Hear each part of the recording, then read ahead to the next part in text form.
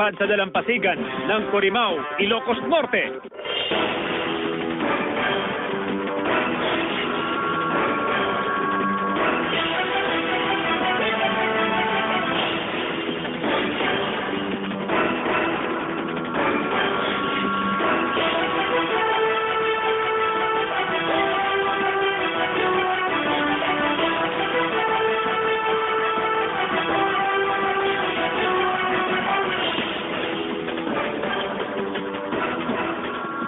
Magandang hapon, Hilaga at Gitnang Luzon.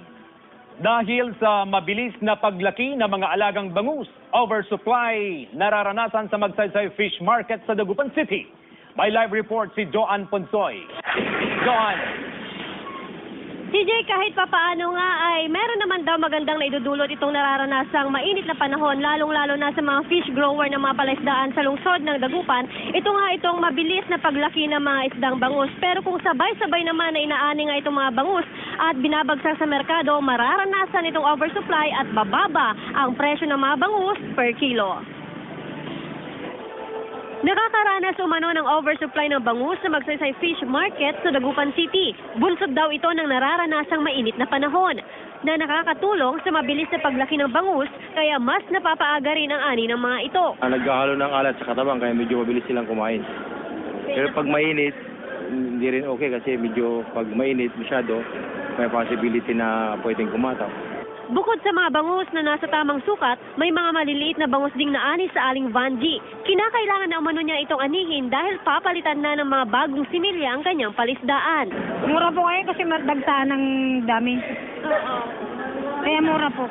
Hindi lang mga bangus mula sa palaisdaan ng Dagupan ang ibinabagsak sa Magsaysay Fish Market. Mayroon din galing sa mga palaisdaan ng Western Pangasinan. Ayon sa mga miyembro ng konsignasyon, bumaba ang presyo ng bangus.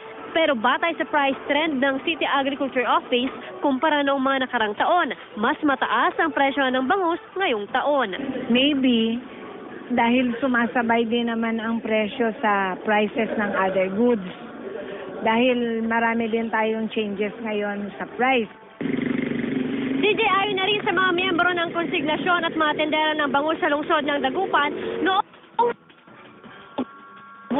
hanggang 1 per kilo ng bangus. Pero ngayong buwan ay pumapalo na lamang ito sa 70 hanggang 90 pesos per kilo. Simula nga na mag-umpisa ang buwan ng Hulyo, CJ, ay hindi na raw nagbago itong presyohan nga ng bangus sa mga merkado sa lungsod ng Dagupan. Bagamat CJ, nagkakaroon nga ng oversupply ng bangus ngayon sa merkado ng lungsod ng Dagupan, ay problema pa rin nga ng mga tendera at mga miyembro ng konsignasyon na mabawi itong kanilang kita dahil matumal nga raw itong bentahan ngayon ng bangus sa merkado. Bukod kasi sa supply ng bangus na nagmumula nga sa mga palisdaan sa lungsod ng Dagupan, dito rin sa mga pamilihan sa lungsod ng Dagupan binabagsak itong supply ng bangus mula nga sa Western Pangasinan. Kabilang dyan itong bayan ng Anda at bayan ng Bulinaw. Kabilang daw kasi ito sa mga nagiging kakumpetensya rin ng mga fish grower ng mga palisdaan ng bangus sa lungsod ng Dagupan, at marami talaga itong pinagpipilian nga ng mga consumer ng mga supply ng bangus na nagtutungo nga dito sa mga pamilihan sa lungsod ng Dagupan. Pero paglilinaw nga CJ ng City Agriculture Office, sa kabila nga ng nararanasang oversupply ng bangus ngayon sa mga merkado sa lungsod ng Dagupan, wala pa raw silang naitatalang fish kill sa ngayon. Bagamat may mga mangingisda, mga fish grower talaga na maagang nag-aani sa pangambang araw na baka maranasan itong fish kill dahil sa mainit na panahon sa umaga at biglang pag-ulan naman sa gabi. Balik sa iyo, CJ. Maraming salamat, Joan Ponsoy.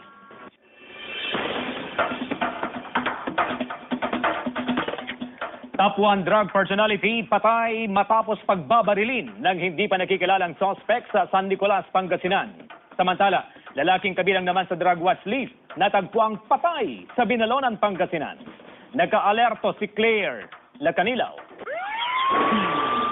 Nakatampay sa harap ng isang bahay ng pagbabarilin ng hindi pa nakikilalang gunman ang biktimang si Virgilio Soto alias John John sa barangay Nagkaysa, San Nicolas, Pangasinan, bandang alas 10 ng umaga kahapon.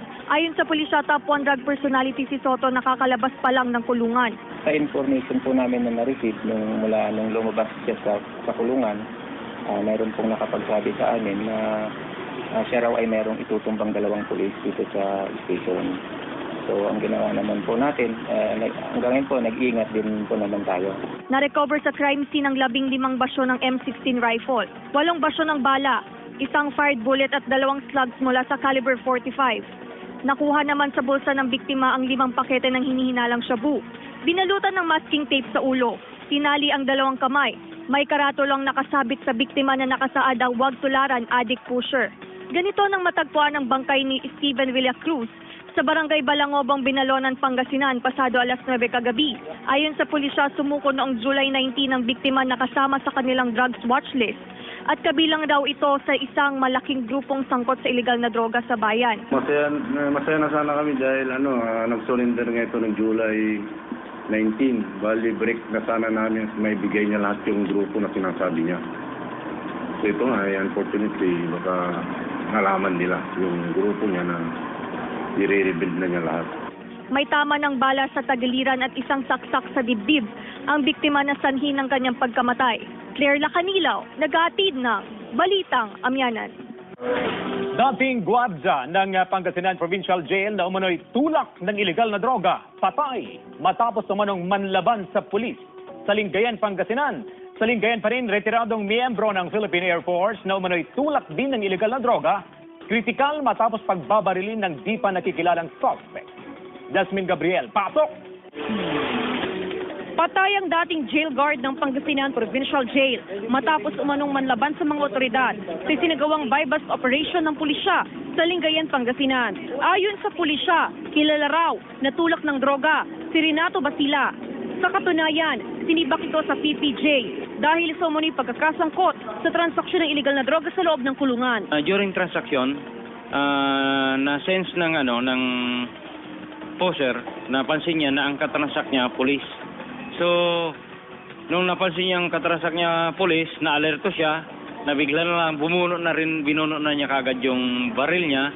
Nakuha sa kustudiya nito ang 2 pakete ng hinihinalang shabu, caliber 38 at mga bala nito. Kritikal naman ang kondisyon ng isang retiradong Air Force matapos pagbabarilin ng hindi pa nakikilalang suspect sa barangay Aliwakwak sa naturang bayan. Ayon sa pulisya, kilalang tulak ng ilegal na droga ang biktimang si Ronnie Ramos. Tinamaan ang biktima sa dibdib at nadaplisan din sa ulo. Yung isang biktima na natutulog na sa loob ng kanyang bahay, may dumating na lalaki at yung lalaki na yun, pinagising niya sa kapatid ng biktima, yung biktima. Nung nagising, lumabas habang binubuksan niya ang pinto, bigla na lang siyang pinamputukan. Nagpapagaling ngayon sa pagamutan ng biktima at inaalam pa kung sino ang nasa likod ng pamamaril. Jasmine Gabriel, naghahatid ng Balitang Amyanan. Alkalde ng Manabo Abra sumuko sa Oplan Tokhang ng pulisya. Top 8 mong wanted sa Abra na may kasong kaugnay sa illegal na droga. Arestado! Tutukan sa ulat ni GMA News stringer RG Lorenzo. Sumuko si Mayor Darrell Dumasing ng Manabo Abra matapos magsagawan ng Oplan Tokhang ang pulisya sa mismong munisipyo. Si Dumasing umano ay isa sa mga itinuturing na drug user sa lalawigan. Nanumpa ang alkalde na tatalikuran ng paggamit ng ilegal na droga. Matapos manumpa, pinangunahan din ng opisyal ang panunumpa para sa pagbabago ng mga sumukong drug personality sa bayan. Ayon umano sa alkalde, gusto niyang maging modelo sa mga empleyado at lokal na opisyal ng Manabo. Base sa tala ng Abra Police sa Provincial Office, umabot na sa 765 ang mga sumukong drug personality sa lalawigan. Kabilang narito ang alkalde, isang konsehal at iba pang opisyal ng barangay.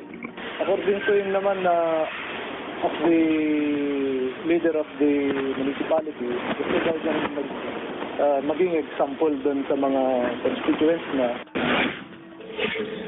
Samantala, hawak na ng mga otoridad ang itinuturing na number 8 top most wanted sa Abra na si Ariel Batallones, 36 anyos na residente ng Barangay Calaba South, Banguet, Abra.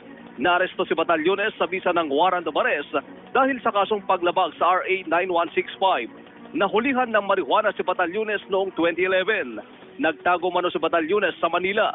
Umuwi sa Abra para dumalo sa burol ng kapatid pero natunugan ng pulisya. Handa umano si Batallones na harapin ang kaso. Mas maganda sir para malinawan na yung kaso ko sir. Hindi na ako nagtatago. Mula sa Abra, RG Lorenzo, naghahatid ng Balitang Amyanan. Sa Sa mga nagtatanong kung may magaganap na power interruption bukas, araw ng Sabado, tutukan sa report na ito. Maghanda na ang mga residente ng Calasiao at Santa Barbara, Pangasinan dahil magpapatupad ng power interruption sa inyong lugar bukas, July 23.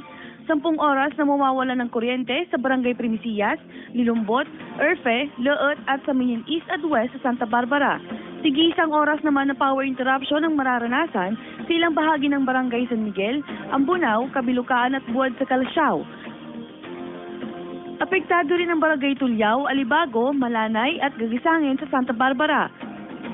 Ang mga lugar namang makakaranas ng tig 10 minutong power interruption ay makikita nyo sa iyong TV screen.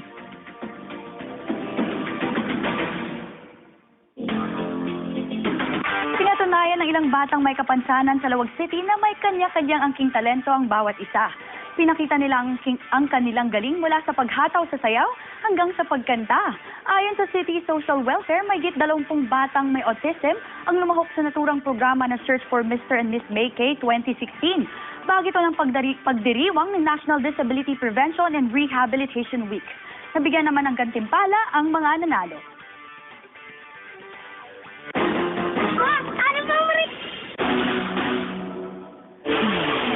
Dating OFW patay sa pamamaril sa Dagupan City, Pangasinan.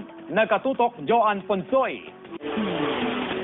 Bumibili lang umano ng sigarilyo sa isang tindahan sa Mayombo District, Dagupan City ang dating OFW na si Reynante Maynigo ng pagbabarili ng mga sospek na sakay ng isang motorsiklo. 3 tama ng bala sa ulo ang kinasawi ng biktima.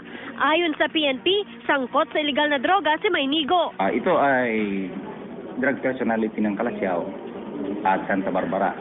Okay. At inimbestigan natin kung sino at anong motibo ang pagkamatay nito.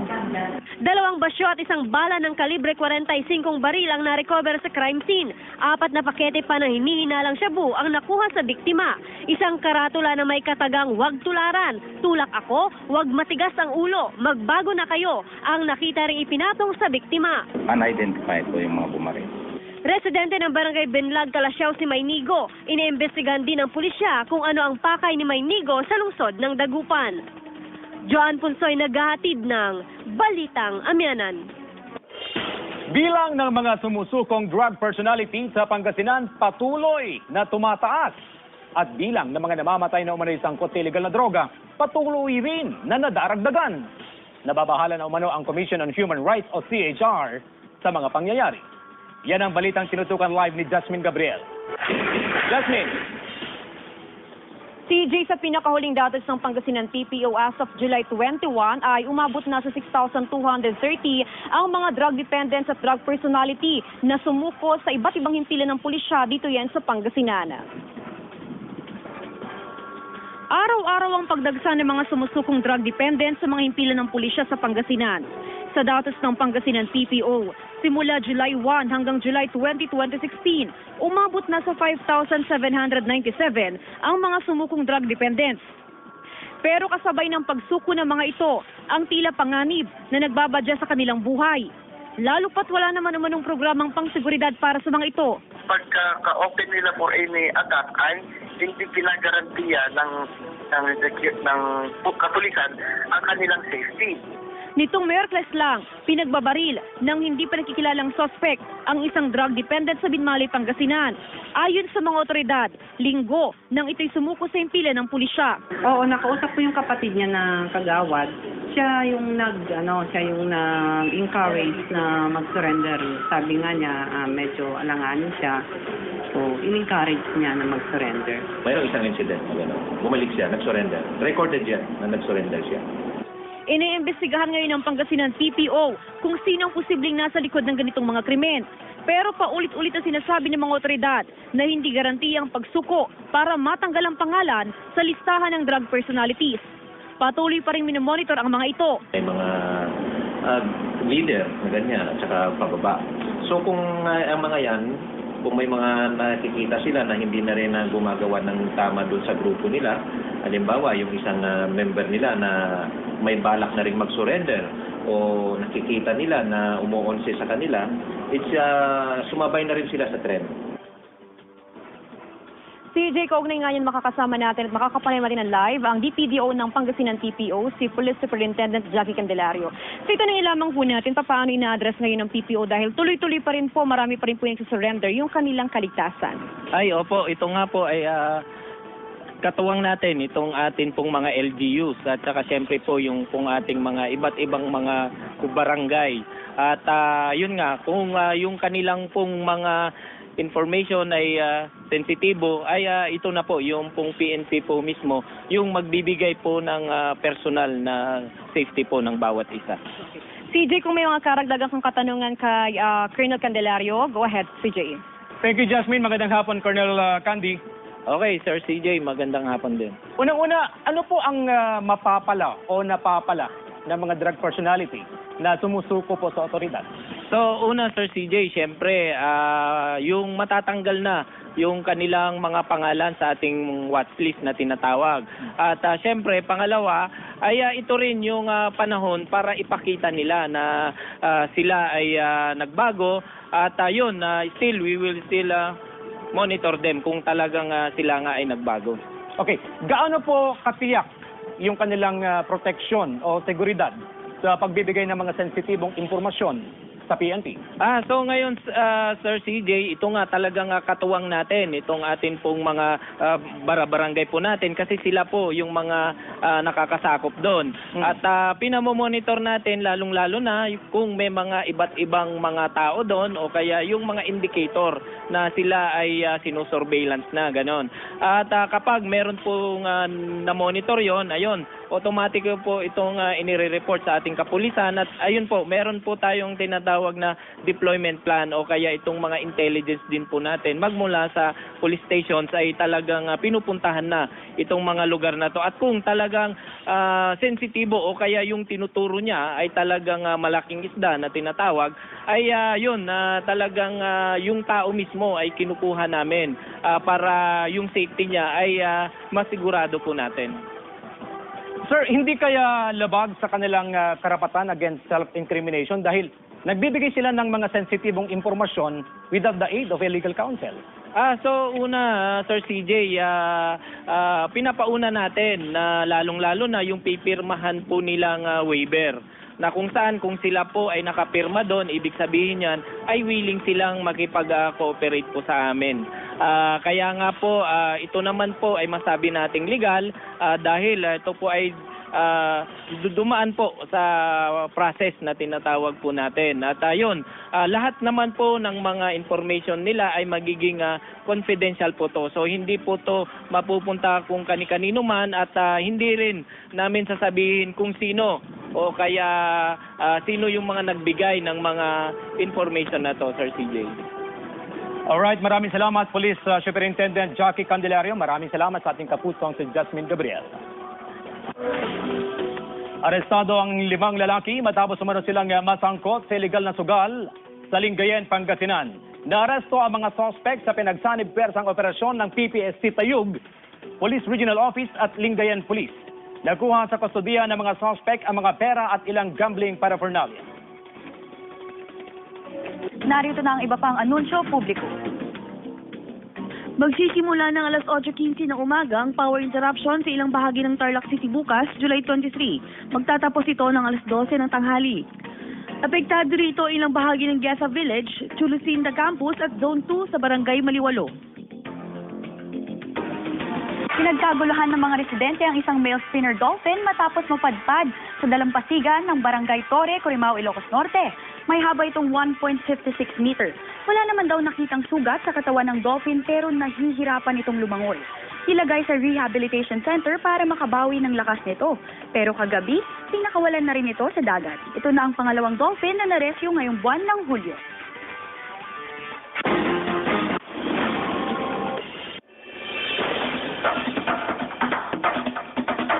Dalawang katao arestado matapos mahulihan ng baril, bala at iligal na droga sa Santa Maria, Pangasinan. Mekaniko arestado rin sa pagtutulak ng shabu sa Lawag City, Ilocos Norte. Tutukan sa ulat ni Joan Ponsoy. Residente ng Barangay Maasin, Mangalda ng arestadong suspect na si Norman Molik. Dumayo mano ito sa lungsod ng Dagupan para bumili ng ipinagbabawal na gamot.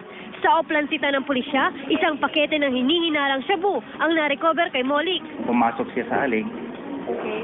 Ngayon, yung mga concerned citizen doon, sinabi sa ating mga kapulisan na, Sir, may pumasok dito at bumibili ng shabu. Arestado rin ng PNP si Dominic Garcia, isang mangingisda sa bayan ng Binmalay.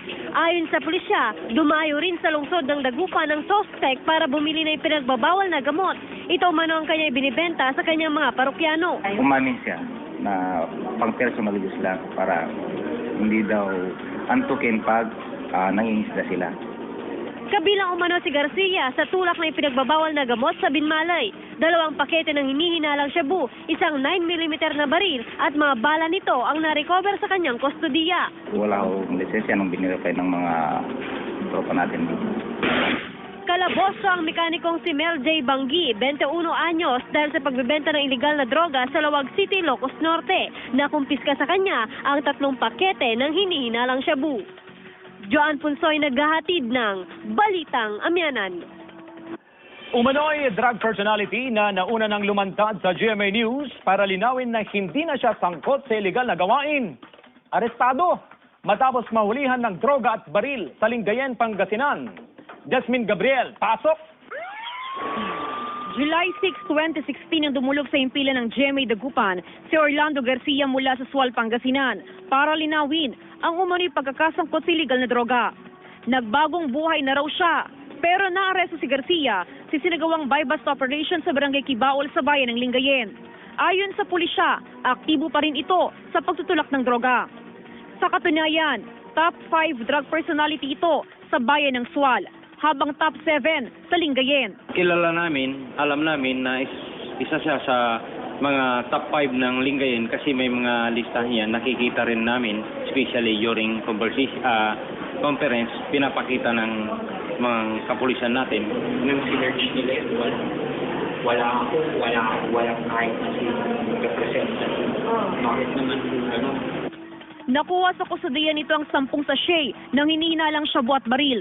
Hindi nagkaroon ng shooting encounter dahil naagapan na natutukan kaagad yung poser, kaya nakumpiska lang sa kanya yung baril niya at saka mga bala. Pero giit ng suspect, matagal na siyang huminto sa illegal na gawain. 11 taon na raw siyang hindi gumagamit ng droga. Sa mga tanong sila, dahil wala naman akong case, wala naman akong gagawa ng Inihahanda ng kasong isasampa laban kay Garcia. Jasmine Gabriel naghahatid ng Balitang Amyanan. Traffic update na tayo mga kapuso. Nagbabalik live si Joan Punsoy. Joan? Faye, kanina nga ay sobrang sikat ang araw pero biglang kumulimlim ang kalangitan at bumubuhos na nga, umaambon na nga dito sa labas. Kaya naman sa ating mga kapuso na nasa loob ng kanilang tanggapan o opisina, paglabas nyo po ay ihanda nyo na po inyong mga payo. Hindi natin asahan na baka biglang buhos rin itong malakas na ulan. Anyway, Faye, balik tayo dito sa traffic nga sa A.B. Fernandez Avenue. Sa mga oras nga ito ay nananatiling light to moderate ang sitwasyon ng kalsada dito sa may A.B. Fernandez Avenue. Expected naman na yan, Faye, dahil biyernes ngayon at nagsisiuwian nga itong ating mga kapuso na nanggaling sa kanilang mga eskwelahan at opisina. Pupunta sila syempre hindi sa mga boarding houses, kundi magsisiuwian na sila sa kanilang mga probinsya. Fun Friday ngayon, kaya naman maaga pa lang ay uuwi na sila sa kanilang mga bayan pagkatapos nga ng kanilang mga klase. May mga pagkakataon naman, Faye, no, na nararanasan talaga itong mabigat na daloy ng trapiko, lalong-lalo na kapag marami talaga itong mga sasakyan na dumadaan dito nga sa may A.B. Fernandez Avenue. Alam naman natin, Faye, ng A.B. Fernandez Avenue, ito nga itong main thoroughfare talaga ng mga sasakyan na kumukuha nga ng mga pasahero sa mga eskwelahan at mga tanggapan at umiikot naman sa may downtown area sa lungsod ng Dagupan. Balik sa iyo, Faye. Maraming salamat, John Punsoy. Encantarix, narito na ang mga eksenang dapat niyong abangan mamayang gabi sa Encantadia 2016. Tunghayan sa report. Abisala, sa mundo ng mga tao makikilala ni Prinsipe Rakim ang mortal na si Jigs. Ito ang tutulong sa mag-ama para makapagsimula sa mundo ng mga tao. Ipapasok niya si Rakim sa kanyang trabaho. Samantala, makakahanap ng paraan si Reyna Minea para masubaybayan ang kanyang mag-ama kahit na sila'y nasa magkabilang mundo. Mapipilitan din si Minea na gamitin ang lagusan para mapuntahan si Rakim at Amihan sa daigdig ng mga mortal. Dahil sa gagawin ito ng Reyna ng Lireo, malalaman ng traidor na Sigurna kung saan tinatago ang susi sa lagusan. Agad nilang ipagbibigay alam kay Hagor na batid na nila ang lagayan ng mahiwagang susi. Abangan mamayang gabi ang mas mainit na eksena at mamangha sa mahiwagang mundo na Encantadia.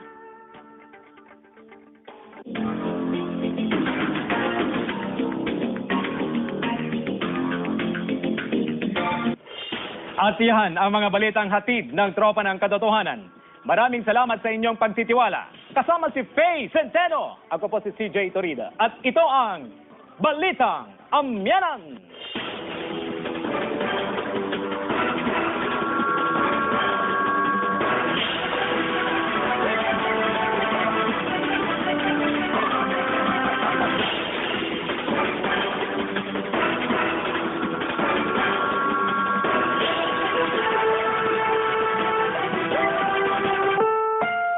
Ang lalaki matapos umano silang masangkot sa illegal na sugal sa Lingayen, Pangasinan. Naaresto ang mga suspect sa pinagsanib pwersang operasyon ng PPSC Tayug, Police Regional Office at Lingayen Police. Nakuha sa kustodiya ng mga suspect ang mga pera at ilang gambling paraphernalia. Narito na ang iba pang anunsyo publiko. Magsisimula ng alas 8:15 ng umaga ang power interruption sa ilang bahagi ng Tarlac City bukas, July 23. Magtatapos ito ng alas 12 ng tanghali. Apektado rito ilang bahagi ng Gesa Village, Chulucinda Campus at Zone 2 sa Barangay Maliwalo.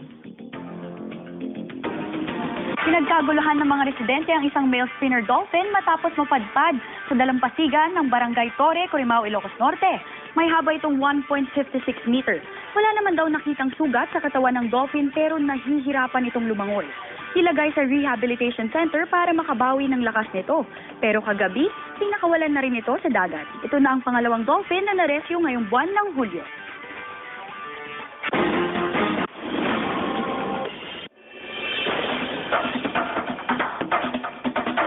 Dalawang katao arestado matapos mahulihan ng baril, bala at iligal na droga sa Santa Maria, Pangasinan. Mekaniko arestado rin sa pagtutulak ng shabu sa Lawag City, Ilocos Norte. Tutukan sa ulat ni Joan Ponsoy. Residente ng Barangay Maasin, Mangaldan ang arestadong suspect na si Norman Molik. Dumayo mano ito sa lungsod ng Dagupan para bumili ng ipinagbabawal na gamot. Sa oplansita ng pulisya, isang pakete ng hinihinalang shabu ang na-recover kay Molik. Pumasok siya sa aling. Ngayon, yung mga concerned citizen doon, sinabi sa ating mga kapulisan na, Sir, may pumasok dito at bumibili ng shabu. Arestado rin ng PNP si Dominic Garcia, isang mangingisda sa bayan ng Binmalay.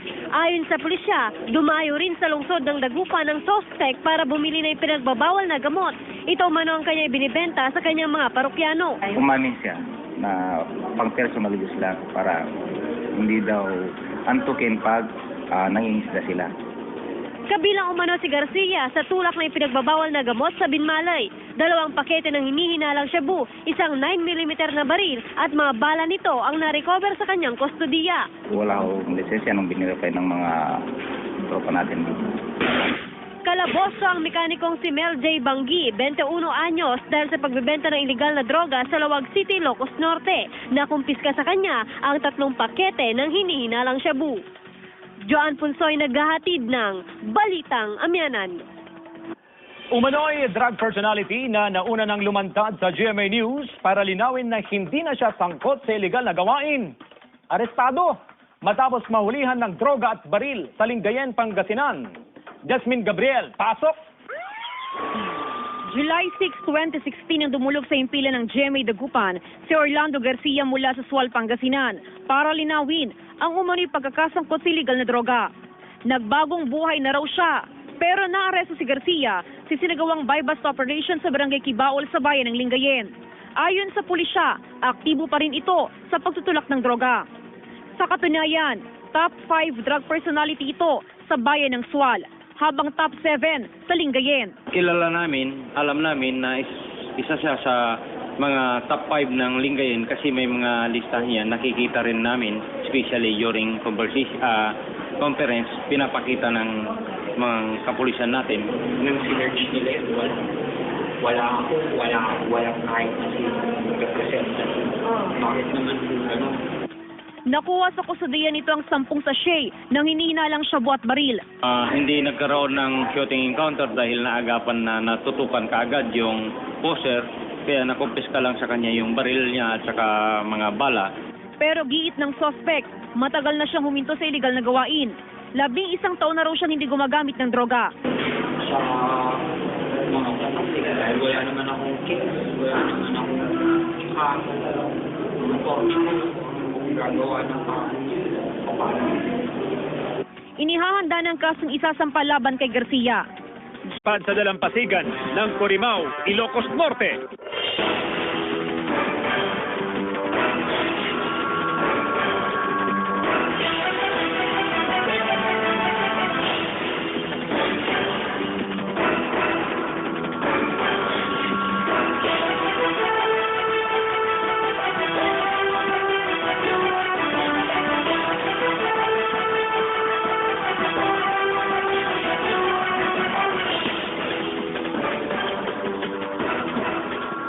Magandang hapon, Hilaga at Gitnang Luzon. Dahil sa mabilis na paglaki ng mga alagang bangus, oversupply nararanasan sa Magsaysay Fish Market sa Dagupan City. May live report si Joan Ponsoy. Joan! CJ, kahit papaano nga ay meron naman daw magandang naidudulot itong nararanasang mainit na panahon, lalong-lalo na sa mga fish grower ng mga palaisdaan sa lungsod ng Dagupan. Ito nga itong mabilis na paglaki ng mga isdang bangus. Pero kung sabay-sabay naman na inaani nga itong mga bangus at binabagsak sa merkado, mararanasan itong oversupply at bababa ang presyo ng mga bangus per kilo. Nakakaranas umano ng oversupply ng bangus sa Magsaysay Fish Market sa Dagupan City. Bunsod daw ito ng nararanasang mainit na panahon na nakakatulong sa mabilis na paglaki ng bangus, kaya mas napapaaga rin ang ani ng mga ito. Naghahalo ng alat sa katabang kaya medyo mabilis silang kumain. Pero pag mainit, hindi rin okay kasi medyo pag mainit masyado, may possibility na pwedeng kumataw. Bukod sa mga bangus na nasa tamang sukat, may mga maliliit na bangus ding naani sa aling Vanji. Kinakailangan na umano niya itong anihin dahil papalitan na ng mga bagong similya ang kanyang palisdaan. Mura po ngayon kasi dagtaan ng dami. Kaya mura po. Hindi lang mga bangus mula sa palaisdaan ng Dagupan ang ibinabagsak sa Magsaysay Fish Market. Mayroon din galing sa mga palaisdaan ng Western Pangasinan. Ayon sa mga miyembro ng konsignasyon, bumaba ang presyo ng bangus. Pero batay sa price trend ng City Agriculture Office, kumpara noong mga nakarang taon, mas mataas ang presyo ng bangus ngayong taon. Maybe dahil sumasabay din naman ang presyo sa prices ng other goods. Dahil marami din tayong changes ngayon sa price. DJ, ayon na rin sa mga miyembro ng konsignasyon at mga tendera ng bangus sa lungsod ng Dagupan, noong hanggang 1 per kilo ng bangus. Pero ngayong buwan ay pumapalo na lamang ito sa 70 hanggang 90 pesos per kilo. Simula nga na mag-umpisa ang buwan ng Hulyo, CJ, ay hindi na raw nagbago itong presyohan nga ng bangus sa mga merkado sa lungsod ng Dagupan. Bagamat CJ, nagkakaroon nga ng oversupply ng bangus ngayon sa merkado ng lungsod ng Dagupan, ay problema pa rin nga ng mga tendera at mga miyembro ng konsignasyon na mabawi itong kanilang kita dahil matumal nga raw itong bentahan ngayon ng bangus sa merkado. Bukod kasi sa supply ng bangus na nagmumula nga sa mga palisdaan sa lungsod ng Dagupan, dito rin sa mga pamilihan sa lungsod ng Dagupan binabagsak itong supply ng bangus mula nga sa Western Pangasinan. Kabilang dyan itong bayan ng Anda at bayan ng Bulinaw. Kabilang daw kasi ito sa mga nagiging kakumpetensya rin ng mga fish grower ng mga palisdaan ng bangus sa lungsod ng Dagupan, at marami talaga itong pinagpipilian nga ng mga consumer ng mga supply ng bangus na nagtutungo nga dito sa mga pamilihan sa lungsod ng Dagupan. Pero paglilinaw nga CJ ng City Agriculture Office, sa kabila nga ng nararanasang oversupply ng bangus ngayon sa mga merkado sa lungsod ng Dagupan, wala pa raw silang naitatalang fish kill sa ngayon. Bagamat may mga mangingisda, mga fish grower talaga na maagang nag-aani sa pangambang araw na baka maranasan itong fish kill dahil sa mainit na panahon sa umaga at biglang pag-ulan naman sa gabi. Balik sa'yo, CJ. Maraming salamat, Joan Ponsoy.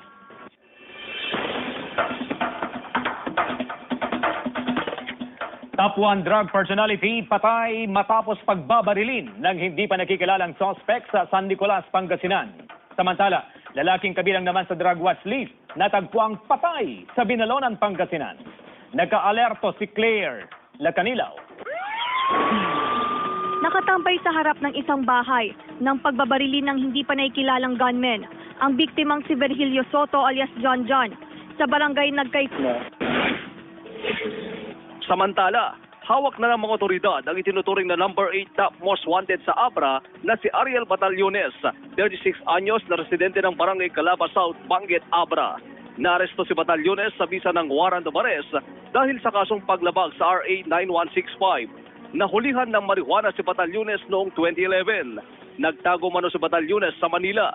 Umuwi sa Abra para dumalo sa burol ng kapatid pero natunugan ng pulisya.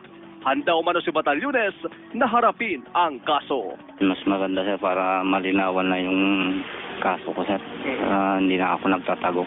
Mula sa Abra, Archie Lorenzo, naghahatid ng Balitang Amyanan.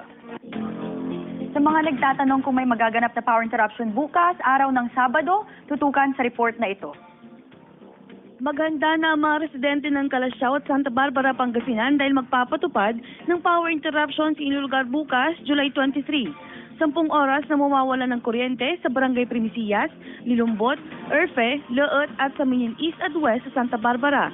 Sige isang oras naman na power interruption ang mararanasan sa ilang bahagi ng Barangay San Miguel, Ambunao, Kabilukaan at Buwad sa Calasiao.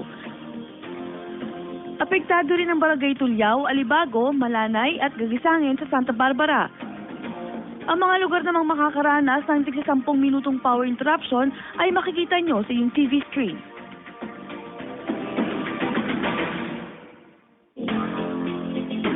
Pinatunayan ng ilang batang may kapansanan sa Laoag City na may kanya-kanyang angking talento ang bawat isa. Pinakita nila ang kanilang galing mula sa paghataw sa sayaw hanggang sa pagkanta. Ayon sa City Social Welfare, mahigit 20 batang may autism ang lumahok sa naturang programa na Search for Mr. and Miss May K 2016. Bagay ito ng pagdiriwang ng National Disability Prevention and Rehabilitation Week. Nabigyan naman ng gantimpala ang mga nanalo.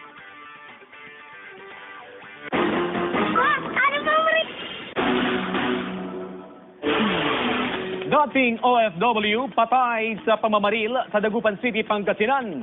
Nakatutok Joan Ponsoy.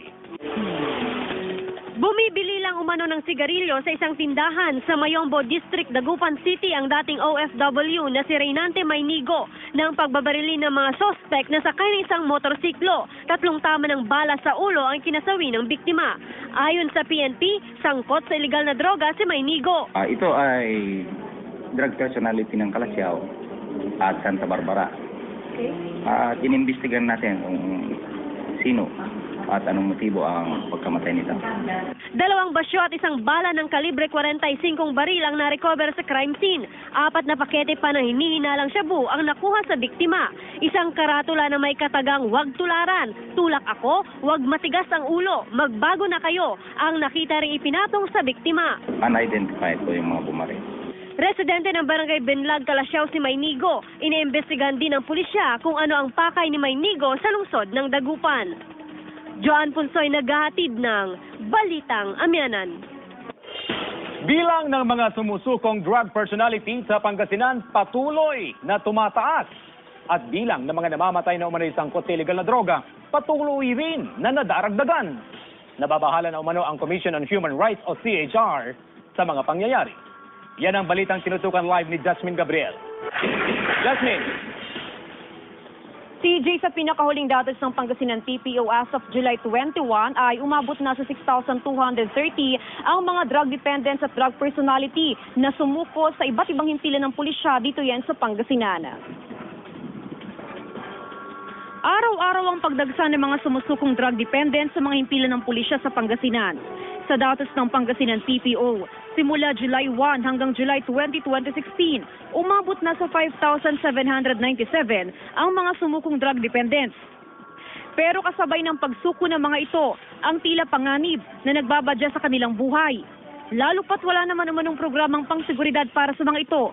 Pagka-open nila for any attack ay hindi pinagarantiya ng kapulisan ang kanilang safety. Nitong Miyerkules lang, pinagbabaril ng hindi pa nakikilalang suspect ang isang drug dependent sa Binmalay, Pangasinan. Ayon sa mga otoridad, linggo nang ito'y sumuko sa impila ng pulisya. Oo, nakausap ko yung kapatid niya na kagawad. Siya yung nag-encourage na mag-surrender. Sabi nga niya, medyo alanganin siya. So, in-encourage niya na mag-surrender. Mayroong isang incident na gano'n. Bumalik siya, nag-surrender. Recorded yan na nag-surrender siya. Iniimbestigahan ngayon ng Pangasinan PPO kung sino ang posibleng nasa likod ng ganitong mga krimen. Pero paulit-ulit ang sinasabi ng mga otoridad na hindi garantiya ang pagsuko para matanggal ang pangalan sa listahan ng drug personalities. Patuloy pa rin minomonitor ang mga ito. May mga leader na ganyan at saka pababa. So kung ang mga yan, kung may mga nakikita sila na hindi na rin gumagawa ng tama doon sa grupo nila, halimbawa yung isang member nila na may balak na rin mag-surrender o nakikita nila na umuonse sa kanila, sumabay na rin sila sa trend. CJ, kaugnay ngayon makakasama natin at makakapanay natin ng live ang DPDO ng Pangasinan PPO, si Police Superintendent Jackie Candelario. So ito na lamang po natin paano ina-address ngayon ng PPO dahil tuloy-tuloy pa rin po, marami pa rin po yung surrender yung kanilang kaligtasan. Ay, opo, ito nga po ay katuwang natin itong atin pong mga LGUs at saka siyempre po yung pong ating mga iba't ibang mga barangay. At yun nga, kung yung kanilang pong mga information ay sensitibo, ay ito na po, yung pong PNP po mismo, yung magbibigay po ng personal na safety po ng bawat isa. CJ, kung may mga karagdagang kang katanungan kay Colonel Candelario, go ahead, CJ. Thank you, Jasmine. Magandang hapon, Colonel Candy. Okay, Sir CJ, magandang hapon din. Unang-una, ano po ang mapapala o napapala ng mga drug personality na sumusuko po sa otoridad? So, una Sir CJ, siyempre, yung matatanggal na yung kanilang mga pangalan sa ating watchlist na tinatawag. At siyempre, pangalawa, ay ito rin yung panahon para ipakita nila na sila ay nagbago. At yun, still, we will still monitor them kung talagang sila nga ay nagbago. Okay, gaano po katiyak yung kanilang proteksyon o seguridad sa pagbibigay ng mga sensitibong impormasyon sa PNP? So ngayon, Sir CJ, ito nga talagang katuwang natin, itong atin pong mga barangay po natin kasi sila po yung mga nakakasakop doon. At pinamomonitor natin lalong-lalo na kung may mga iba't ibang mga tao doon o kaya yung mga indicator na sila ay sinusurveillance na, ganon.